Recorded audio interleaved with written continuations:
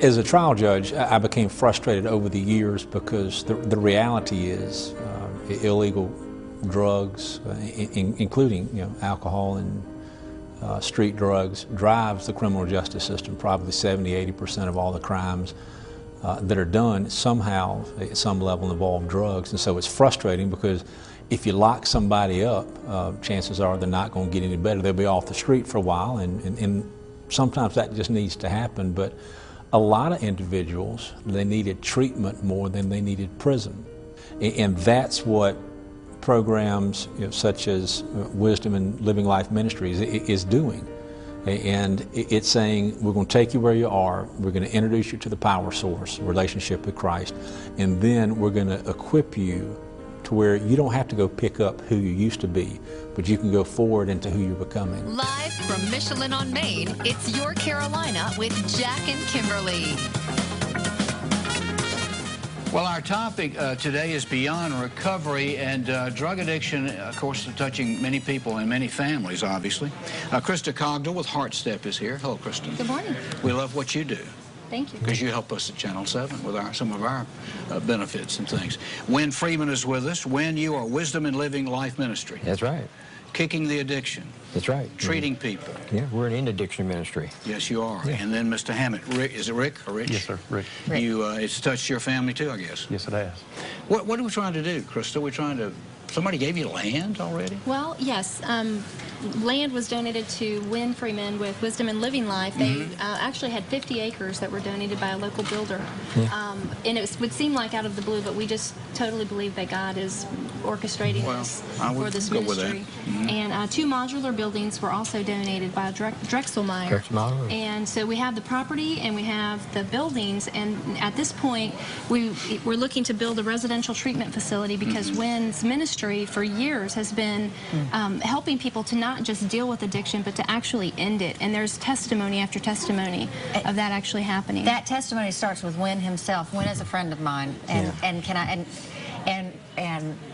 this gentleman on the end is a friend of mine, and we have all called each other at odd hours of the nights because our families have gone through this struggle.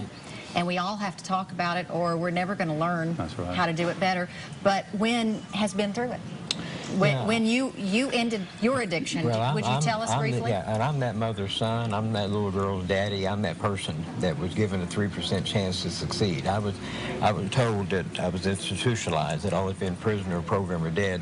And on top of that, I had an incurable disease called alcoholism or drug addiction. It's just not like that, So when my life changed in the backseat of a sheriff's car, heroin addict and a drunk, handcuffed in shackles, and I said, God, I can't serve you because I want to go to heaven. I can't serve you because I'm afraid I'm going to go to hell. I am in hell. And my prayer was very self-centered. If I serve you, it has to be what you give me now. And my world began to change, and I moved beyond recovery. And thus the name, Beyond Recovery, because I can tell you from having family members, and Rick, you can tell it probably too, they will send you to recovery, and then they turn you loose, and it's like, what do I do with my life after this? This is the beyond. Transformation is what is called for, not recovering, because you will never recover, because it'll be something you always try to do in your life, but you can be transformed. And between the counsel that I got from Mr. Freeman and the rest of the staff there, it turned me around. Our focus is not to teach people to stay clean and sober, and that sounds kind of funny, awkward when you're talking about working in the area of drugs and alcohol. But our goal, my goal, is to teach people how to live. And if you teach them how to live, you can't do the other. There'll always be a void in it. That's why you're doing drugs and alcohol to begin with, to fill a void that can only be filled by Christ. We want people to see that we are an alternative, and our goal is to take people beyond recovery. Some folks say they don't want to hear that, but the deal is, until you have a right relationship with the Lord, you'll never live life. The best part is to go up to the facility and see somebody that you know that you've seen for years, over and over and over, and they're sitting in a group meeting and they are participating. They're reading the Bible, they're giving their testimony, they're telling their stories, and that's the blessing. So the community gets back a productive citizen instead of housing yet another statistic in a jail cell. But more importantly, wives and husbands get their spouses back. children get their mother and father back. God teaches me in 2 Corinthians 5:17 that if anyone, any man, any person be in Christ, they're a new creature, and old things pass away. And I love that word behold, because that says you can see it. Behold, it says all things become new. And that's what happened. And that's what I teach other people. I've always used an analogy: if you want to learn how to work on a car, you don't talk to a painter. Just the sheer name of Living Wisdom and Living Life Ministry can somehow be misleading to some people, thinking there's a church behind it or there's funds that should be there, and there's not.